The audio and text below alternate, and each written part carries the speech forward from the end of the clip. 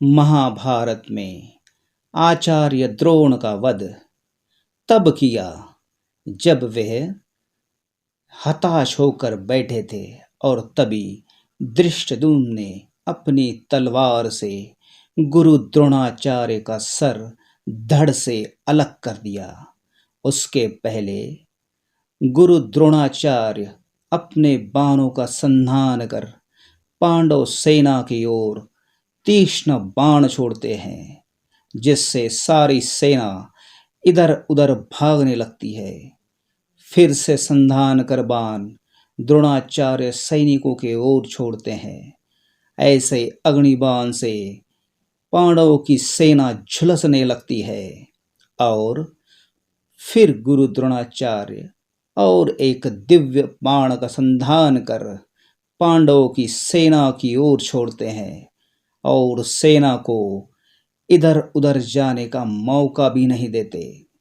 फिर और ऐसे एक दिव्य बाण को पांडव की सेनाओं की ओर भेजते हैं और सेना आगे नहीं बढ़ पाती और वही उस दिव्य बाण से भस्म होने लगती है।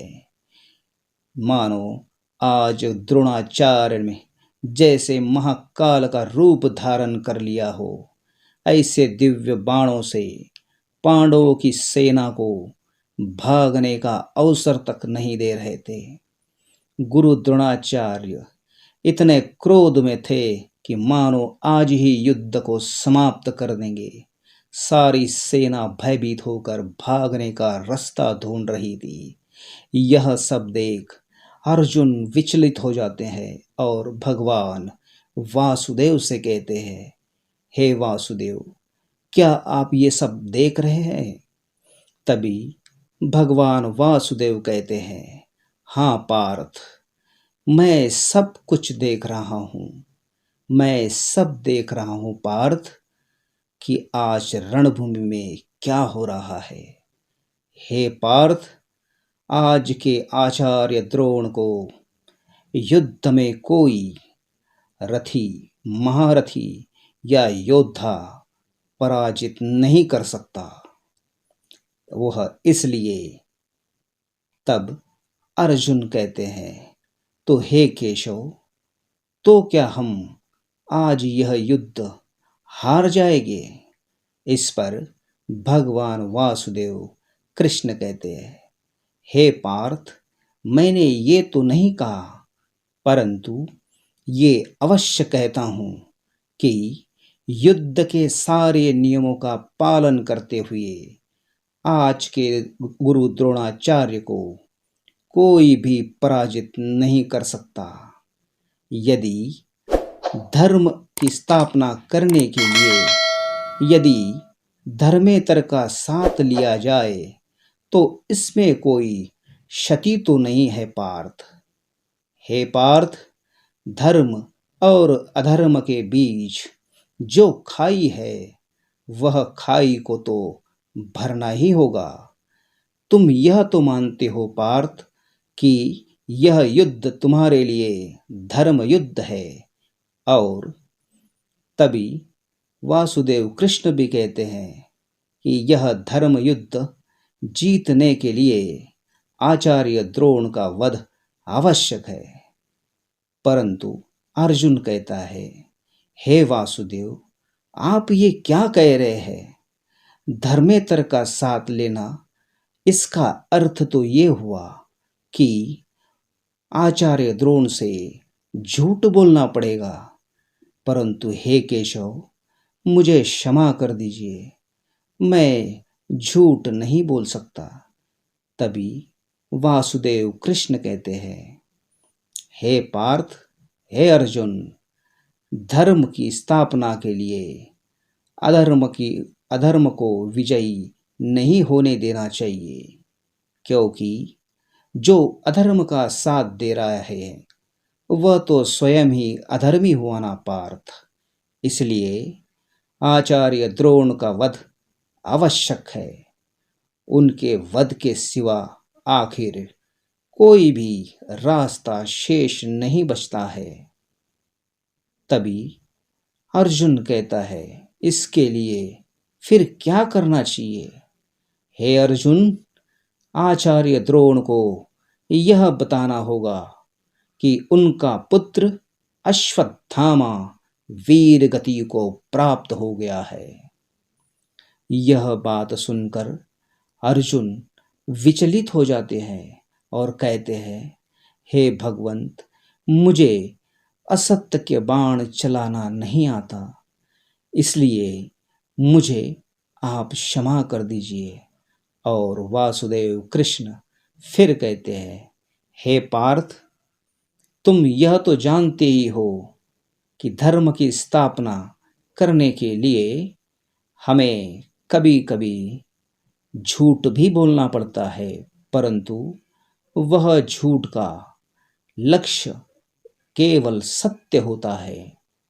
इसलिए तुम भी धर्म का साथ दो।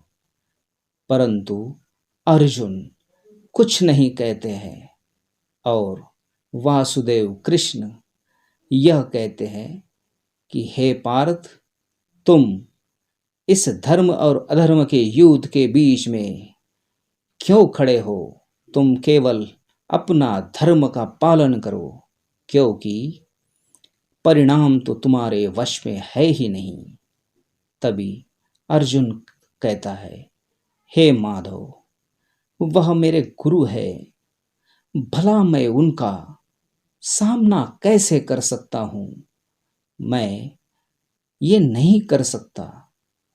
तभी वासुदेव कृष्ण धर्मराज युधिष्ठिर की ओर देखते हैं और कहते हैं, हे धर्मराज युधिष्ठिर, यदि धर्म की स्थापना के लिए यदि तुम सहयोग करोगे या नहीं करोगे।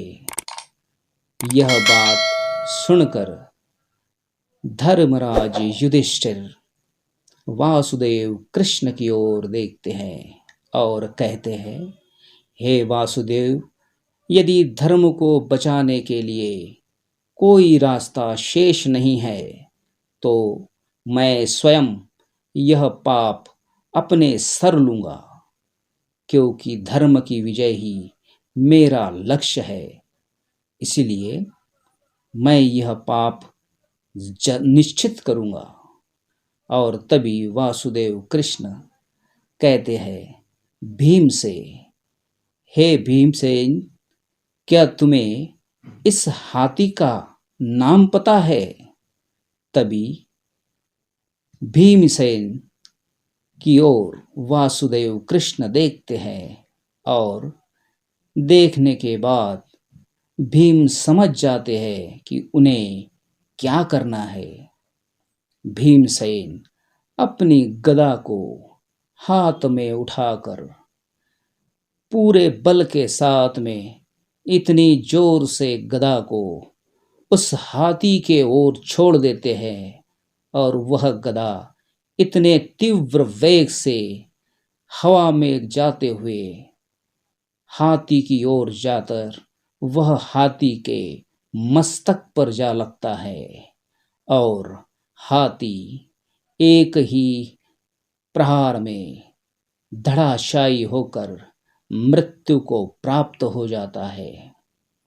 यह होने के बाद भीम जोर जोर से युद्ध भूमि में यह कहलाता है कि मैंने अश्वत्थामा का वध कर दिया, मैंने अश्वत्थामा का वध कर दिया। और सारथी को कहते हैं, हे सारथी, आगे चलो।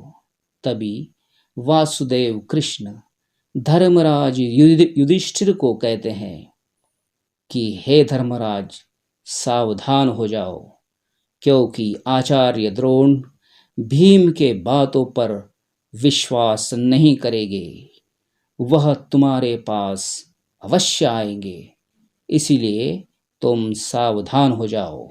और इधर भीम गुरु द्रोणाचार्य के सामने जाकर जोर जोर से कहते हैं कि हे गुरुदेव, मैंने अश्वत्थामा का वध कर दिया। गुरु द्रोणाचार्य अपने सारथी से कहते हैं, हे सारथी, मेरे रथ को धर्मराज युधिष्ठिर की ओर ले चलो। और द्रोणाचार्य धर्मराज युधिष्ठिर के सामने आ जाते हैं और धर्मराज युधिष्ठिर को देखने लगते हैं। और धर्मराज युधिष्ठिर भी देखकर बहुत ही दुखी हो जाते हैं, परंतु वह अपना कर्तव्य नहीं भूलते और गुरुदेव को प्रणाम करते हैं। और प्रणाम करने के बाद जब गुरुद्रोण धर्मराज युधिष्ठिर को पूछते हैं, हे धर्मराज युधिष्ठिर, मुझे तुम्हारा प्रणाम नहीं चाहिए, मुझे केवल सत्य चाहिए।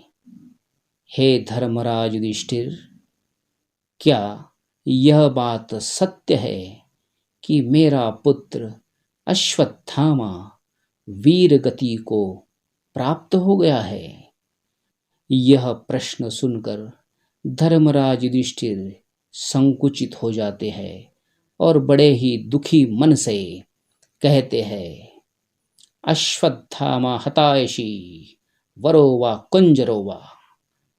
यह कहते ही गुरु द्रोणाचार्य इतने दुखी हो जाते हैं कि आज मेरा पुत्र वीर गति को प्राप्त हो गया है।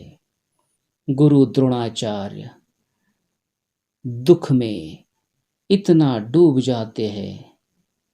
तभी गुरु द्रोणाचार्य अपने धनुष को प्रणाम कर उसे नीचे रख देते हैं और अपने रथ पर जो भाला होता है, जो उनका शस्त्र है, वह भी उठाकर उन्हें प्रणाम करके उन्हें जमीन पर रख देते हैं और अपने तुनीर के बाण भी नीचे रख देते हैं और भीमसेन से कहते हैं। परंतु उसके पहले भीम यह कहता है, हे गुरुदेव, ब्राह्मण को केवल शिक्षा देना ही शोभा देता है। तभी गुरु द्रोण कहते हैं, हे पुत्र भीम, ये तुम्हारे गुरु के अस्त्र है, इस पर अपने रथ के पहिए से इन्हें कुचल डालो। तभी भीमसेन गुरु द्रोण को कहते हैं, आपको शिक्षा देना ही शोभा देता है गुरुदेव, युद्ध करना नहीं, क्योंकि ब्राह्मण का यही कर्तव्य होता है। गुरु द्रोणाचार्य इतने क्रोध में कहते हैं, हे कुंती पुत्र भीम, यदि तुम मेरे शिष्य ना होते तो महादेव की सौगंध आज तुम इस जगह पर खड़े ना होते, तुम्हारा शव पड़ा होता। परंतु शिष्य भी पुत्र समान होता है और धर्मराज युधिष्ठिर कभी झूठ नहीं बोलता, इसीलिए मैं अपने शस्त्रों को त्याग रहा हूँ। और बड़े ही दुखी मन से गुरु द्रोणाचार्य अपने रथ से उतर जाते हैं और उतरने के बाद जमीन पर बैठ जाते हैं। यह सब देखकर सारे योद्धा जो द्रोणाचार्य को देख रहे थे, तब द्रोणाचार्य का शिष्य अर्जुन बहुत ही दुखी हो गए और उन्हें विवश देख रहे थे। उसके बाद धर्मराज युधिष्ठिर भी दुखी होकर उन्हें देख रहे थे और वासुदेव भी उन्हें देख रहे थे। नकुल और सहदेव भी अपने युद्ध को रोककर गुरुदेव की ओर देखते हैं। तभी धृष्टद्युम्न बड़े ही अजरज भाव से द्रोणाचार्य की ओर देखते हैं और सोचते हैं यही एक मौका है जिससे मैं द्रोणाचार्य का वध कर सकता हूँ। और तभी धृष्टद्युम्न अपनी तलवार निकालकर रथ से नीचे उतरकर सीधा गुरु द्रोणाचार्य की ओर बढ़ते हैं और उनके पास जाने के बाद वह निशस्त्र बैठे गुरु द्रोणाचार्य पर अपनी तलवार से एक ही प्रहार में गुरु द्रोणाचार्य का सर धड़ से अलग कर देते हैं और गुरु द्रोणाचार्य का सर जमीन पर गिर जाता है और धृष्टद्युम्न का चेहरा खून से लाल हो जाता है। इस तरह गुरु द्रोणाचार्य का युद्ध भूमि में वध होता है।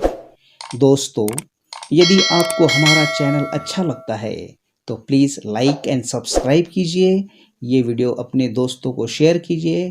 Thank you so much. जय श्री कृष्ण।